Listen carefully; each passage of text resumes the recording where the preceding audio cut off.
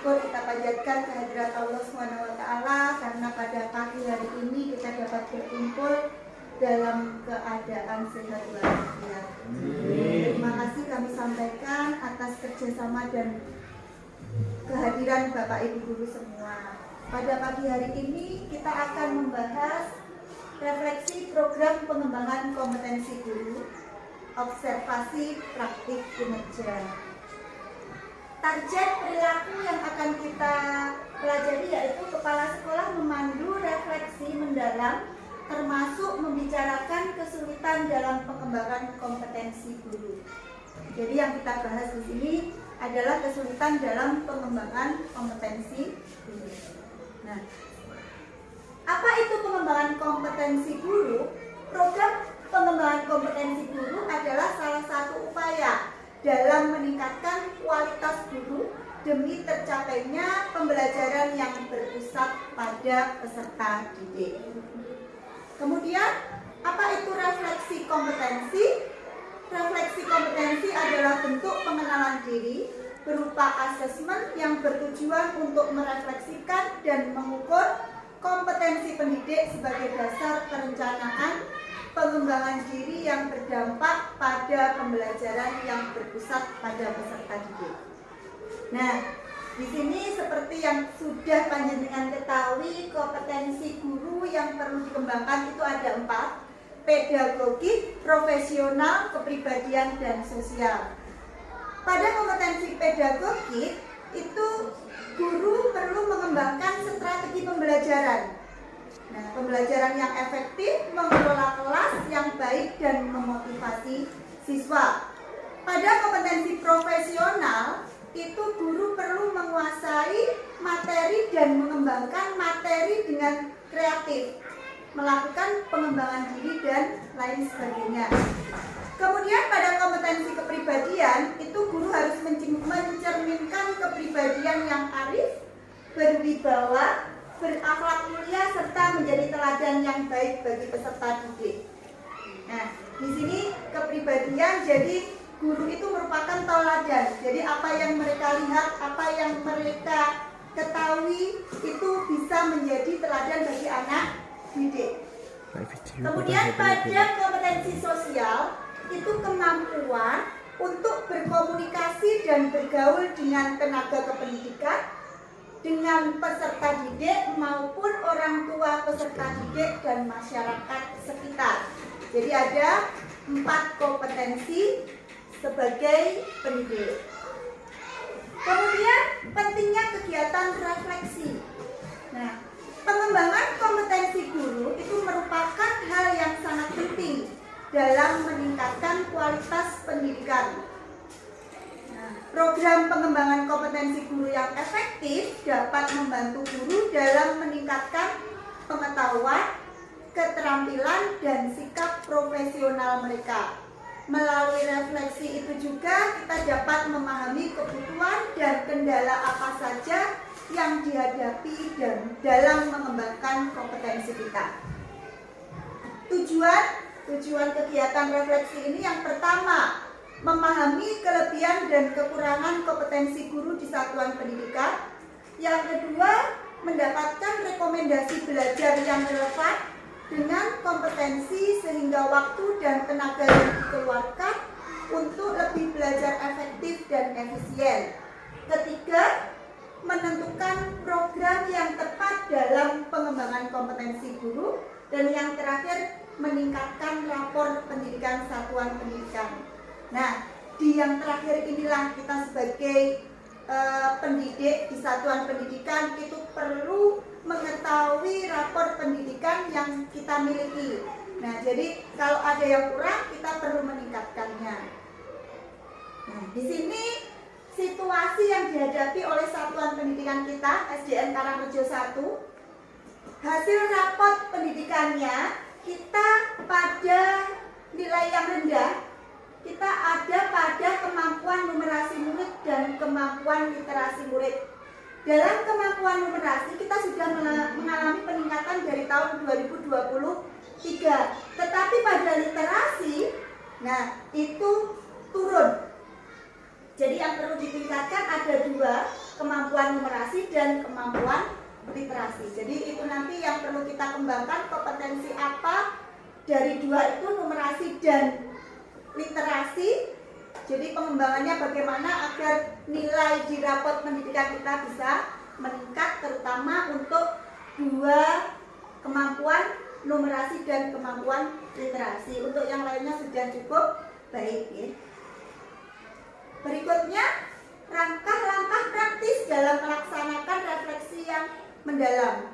Pertama, guru mengumpulkan data, kemudian guru menganalisis data, guru merumuskan rencana tindakan berdasarkan data analisis yang diperoleh, kemudian yang keempat, guru menerapkan rencana tindakan dan melakukan evaluasi secara berkala untuk melihat kemajuan yang dicapai. Jadi setelah kita melakukan rencana atau menerapkan rencana tindakan, kita tentu tetap harus mengevaluasi.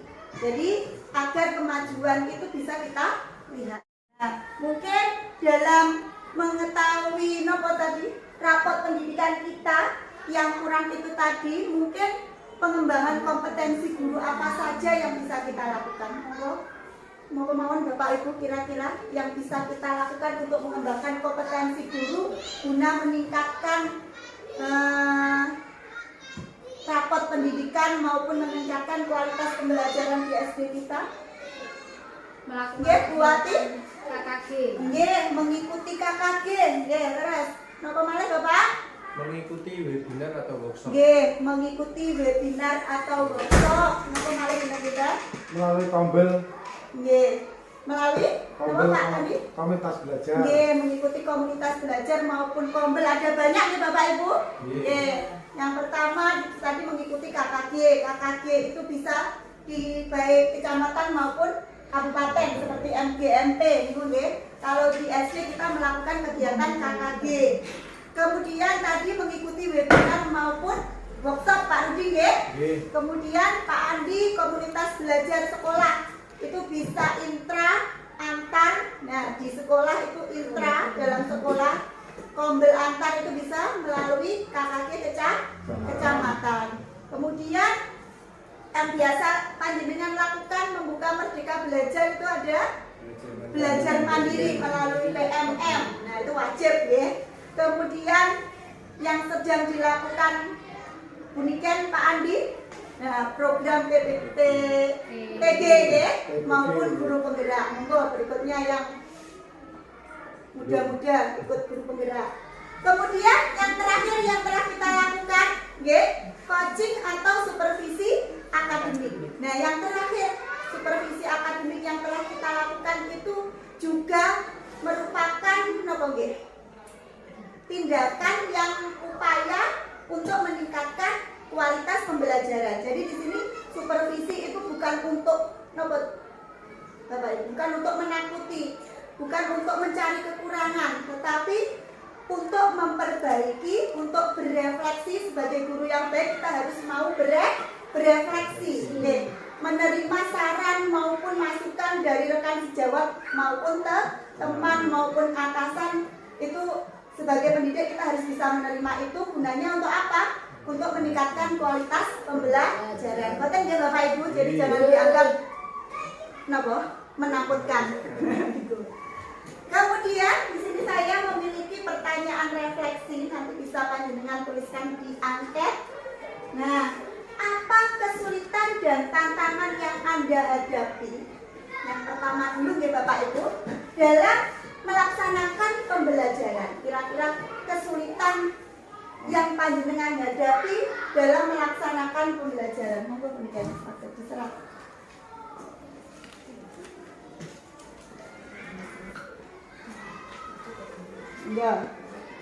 Nah, kesulitannya kira-kira nopo mawon, itu tantangan Anda dalam mengajar. Mungkin ada kesulitan dalam asesmennya, bisa. Sampun nggih? Kita nopo Pak Andi? Tantangan panjenengan sing sampun ditulis. Guru harus lebih kreatif dalam memilih model pembelajaran inovasi yang sesuai dengan materi dan karakter peserta didik. Nggih, itu kesulitannya. Panjenengan kesulitan menentukan loh Bapak ini. Model pembelajaran. Sebenarnya banyak model pembelajaran. Nah, nanti dari kesulitan atau tantangan itu panjenengan dapat napa nggih? Mencari solusinya. Salah satunya tadi mengembangkan melalui mengikuti webinar maupun workshop seperti itu. Ini sakit ditempel nggih Pak Andi? Nggih Pak Rudi napa? Tantangan panjenengan? Tantangan adalah menemukan media pembelajaran yang menarik. Oh, menentukan media pembelajaran yang menarik. Nggih. Jadi kita sebagai guru harus pripun nggih? Kreatif itu Iya, mungkin kreatif. tantangan kita. Nah, tantangannya lagi kita kelemahannya di dana nggih kalau SD negeri. Nah, seperti itu. Jadi harus kreatif walaupun itu tidak mengeluarkan dana, tapi menarik bagi siswa harus kita upayakan. Nggih. Napa malih tantangannya? Bu Ati monggo.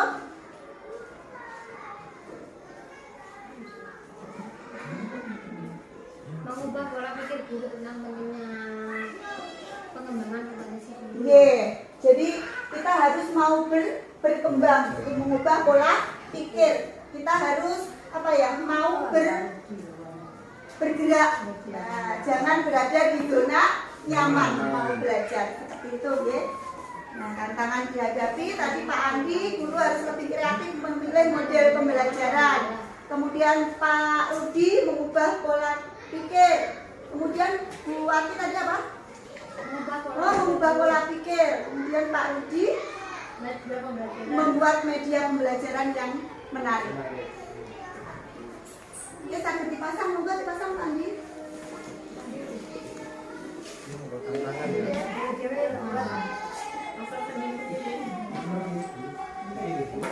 Ya.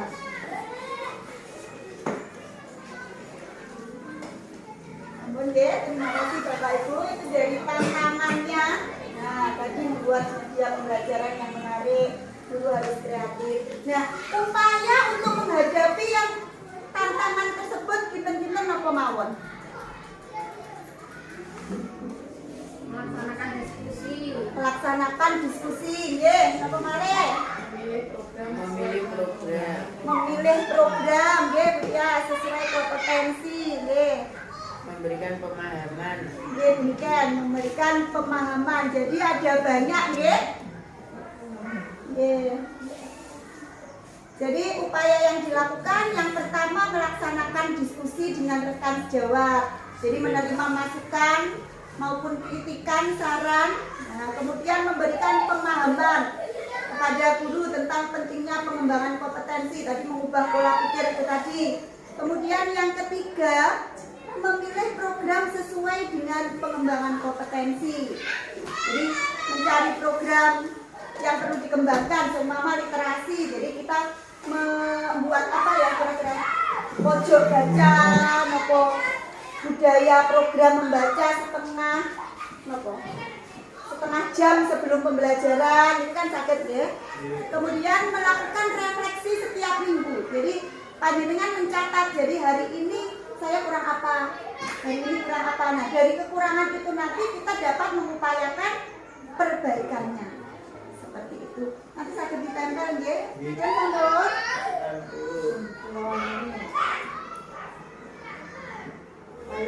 Dan memberikan pemahaman bahwa pengembangan kompetensi itu penting.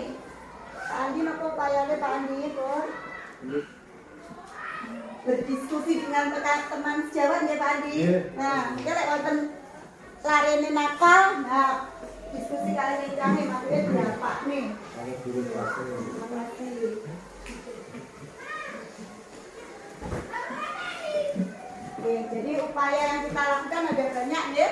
Diskusi, pemahaman pentingnya pengembangan kompetensi, memilih program sesuai dengan pengembangan, melaksanakan diskusi, membuat program refleksi secara berkala. Terima kasih Bapak Ibu. Nah, Bapak Ibu, kemudian yang terakhir, pertanyaan yang terakhir ya, kira-kira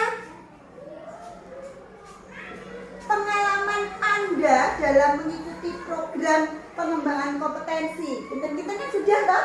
Semuanya mungkin sudah mengikuti pengembangan kompetensi. Nah, pengalaman panjenengan apa saja? Nah, pengalaman Anda gitu. Apa saja? Oh enggak Pak Rudi, pengalamannya nopo kinten-kinten pengembangan kompetensi yang sudah dilakukan? Saat PPG Bu, Iya, saat PPG.